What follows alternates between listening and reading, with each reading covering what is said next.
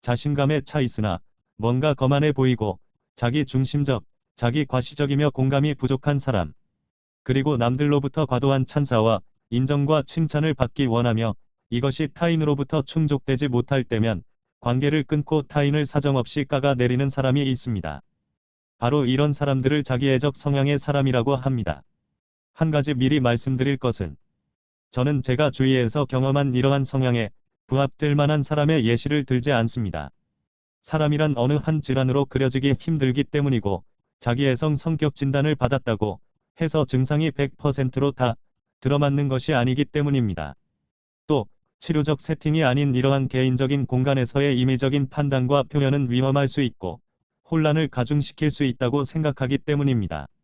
다만 등장하는 예시는 참고한 서적에서 발췌한 것입니다. 이 곳은 심리학 이론에 관한 정리를 하는 곳이라고 생각하시면 됩니다. 자기애애, 나르시시즘이란 말은 프로이트가 그리스의 나르시스 신화에서 빌려온 용어입니다.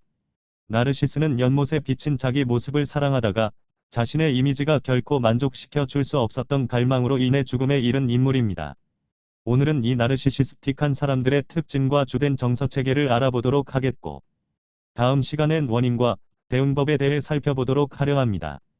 나르시즘이라고 하는 자기애를 가진 사람들의 성격 조직을 보면 외부로부터의 확인을 통해 자존감을 유지하려는 특징을 가지고 있습니다.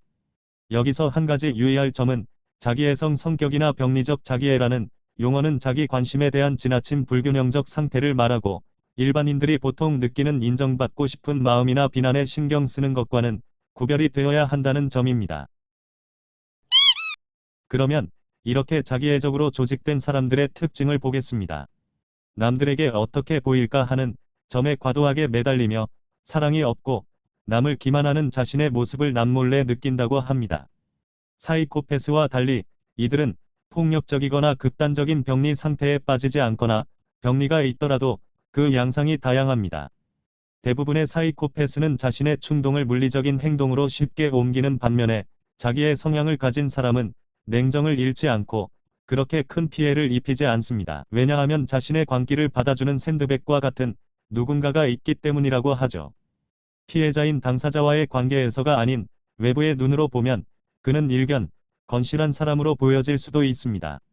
주위 사람들에게 칭송받고 주어진 환경에 잘 적응할 줄 알며 겉보기에는 매우 매혹적인 사람들로 비춰지는 경우가 많습니다. 자기의 성향을 지닌 이들은 병리적 수준에서도 다양하고 미묘한 차이점들을 지니고 있다고 합니다. 경제적, 정치적, 사회적인 영역에서 혹은 다른 분야에서 성공한 사람들도 있고 다른 사람의 칭찬과 모방의 대상이 될 수도 있습니다. 이들은 자신의 행동과 상대방에 대한 무시를 정당화하기 위해 대의를 중시하는 체하고 자신이 피해자인 양 행동하거나 깨달음을 주는 현자인 척 행동합니다. 그런 식으로 희생자가 비난받아 마땅한 상황을 만들고야 맙니다. 허약하고 보잘것없는 내면을 보상받기라도 하려는 듯 그들은 자신에 대한 과대하고 웅대한 자기 이미지를 만들어내죠. 의식적으로는 나는 우수하고 대단한 존재이며 타인의 칭찬과 찬사를 받을 수 있는 특별한 존재이다라고 생각하지만 실상 마음 깊은 곳에는 스스로를 부정적으로 생각하고 열등의식이 내재되어 있으며 매우 상처받기 쉽고 불안정한 사람들입니다. 이들은 혼란스럽고 약한 자존감이 내재되어 있기에 역으로 무슨 수를 써서라도 지켜내야 할 자신에 대한 과대한 이미지가 공존하는 것입니다. 그렇기에 자아를 과장되게 인식하거나 타인을 폄하하는 모습이 자주 나타나게 되는 것이죠. 그 다음으로 자기애성 사람은 대인관계에서 착취적입니다. 즉, 자신의 목적을 달성하기 위해서 타인을 도구적으로 이용합니다. 심각한 자기애자는 반사회적 인격장애인 소시오패스의 일종으로 보는 시각도 있습니다. 공감 능력이 없기에 상대방이 얼마나 힘들고 고통스러울지 느끼지 못합니다. 상대는 단지 나의 장난감, 조종의 대상, 내가 증오하는 내 자아의 모습을 투영하여 마음껏 괴롭히고 미워해서 붕괴시켜야 할 대상일 뿐이죠. 내가, 즉 좋은 자아가 살기 위해 필사적으로 즉 나쁜 자아를 박해하고 죽여야 할 뿐인 것이죠. 다시 말해 그들은 마음이 없는 자들입니다. 이들은 자신의 희생양을 늘 가까이에 두고 있어야 합니다. 그렇기에 그들의 먹잇감은 배우자나 부모, 동료, 상사 등 주로 가까운 이들이죠. 교수와 학생, 군대나 회사의 고참과 부하 직원과 같은 상하 지휘 관계를 이용해 갑질을 하는 경우도 종종 볼 수 있습니다. 그들에게는 종속, 혈연관계 혹은 연인관계와 같은 끊기 어려운 근접한 관계가 필요합니다. 이러한 필연적이고 원초적인 근접성에 기반을 두어 피해자를 자신에게 묶어둡니다. 희생양이 자신으로부터 벗어나려 하거나 타인이 자신을 인정해주지 않고 공격했다고 생각되면 이들은 즉시 격렬한 분노와 적대감을 느끼고 복수하고 싶다는 강한 열망에 휩싸입니다. 나쁜 의도가 없는 충고나 스스로의 형편을 고려한 합리적인 거절에 대해서도 이들은 자신을 공격하는 것으로 왜곡되게 받아들이고 분노를 느끼게 됩니다. 자, 그럼 이들이 느끼는 주요 정서는 무엇일지 궁금합니다. 여러 임상 문헌에서 볼 수 있듯이 이 자기애성 성향의 사람들의 주된 정서는 바로 수치심과 질투입니다. 막연하게 뭔가 잘못되었다는 느낌이 수치심, 질투심, 공허감, 불안전한 느낌, 추함, 열등감 등을 느끼게 하고 이것을 상쇄하기 위한 보상으로 독선적 태도, 자부심, 경멸, 방어적인 자기만족감, 허영심, 우월감 등으로 다양한 게 표현되지만 그 주제와 집착은 비슷합니다. 따라서 겉으로 아주 다르게 보이는 사람들도 모두 자기애적으로 조직화되었다고 보는 것이 타당합니다. 외향이 어떠하건 간에 자기애적인 사람들은 공통적으로 뭔가 불충분하고 수치스럽거나 나약하고 열등하다라는 내적 감각을 갖고 있거나 혹은 그에 대한 공포를 가지고 있다고 합니다. 자기애적인 사람들은 자신들이 직면한 문제를 처리할 때마다 끊임없이 등수 매기기 작업을 합니다. 누가 최고로 좋은 의사지? 제일 훌륭한 유치원은 어디지? 가장 엄격한 훈련은 어디서 받지? 이런 상대적인 위신과 명성에 대한 관심으로 인해 현실적이고 장점이나 단점은 고려되지 않습니다. 이와 관해 낸시 맥윌리엄스가 겪었던 사례를 소개하겠습니다. 아들을 최고의 대학에 보내겠다고 마음을 먹은 미국 엄마가 있었습니다. 그 아들은 하버드에서 거절을 당했고 예일대 대기자였지만 결국 프린스턴에 다니기로 합니다.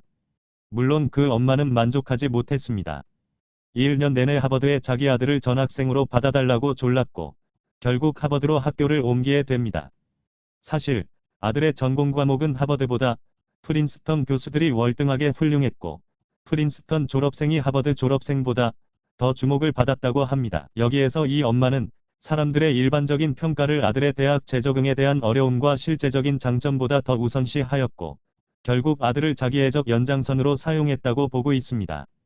그 외에도 이들의 주요 정서 중에는 우울과 불안이 있습니다. 자신이 설정한 높은 기대치에 스스로의 수행이나 업적이 맞지 않는 것처럼 느껴질 때, 또 이를 다른 사람의 탓으로 돌릴 수 없거나 무시할 수 없을 때는 우울감에 빠집니다. 그리고 어떤 수행에서 도저히 외면하거나 무시할 수 없는 실패가 반복되면 심한 불안을 느끼게 되죠. 또다시 자신의 완벽함과 유능함을 보일 수 없게 되면 어쩌나 하는 불안이지요.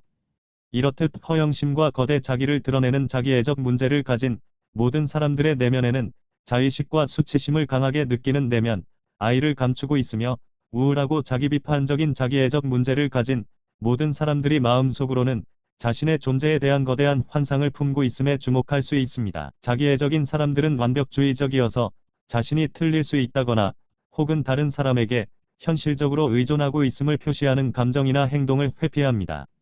이들은 특히 후회와 감사의 태도를 부인하는 경향이 있죠. 이런 경향과 관련해서 자기애적으로 동기화된 사람들이 빠지는 함정으로 완벽주의라는 방어적 태도를 들 수 있습니다. 이들은 비현실적인 이상을 내세우고 그것을 달성했다고 믿거나 그에 미치지 못했을 때 이를 인간적으로 포용하기보다는 자신에게 본질적으로 결함이 있다고 느끼게 되어 우울해지게 됩니다. 오늘은 자기애성 성향의 사람들에 대한 특징에 대해 알아봤습니다. 다음에는 이런 성격이 형성되는 이유와 내가 이런 성향이라면 어떻게 했으면 좋겠는지 생각해보고 주위에 있다면 생각나는 그 사람에 대한 대처 방법 등에 대해 살펴보겠습니다. 감사합니다.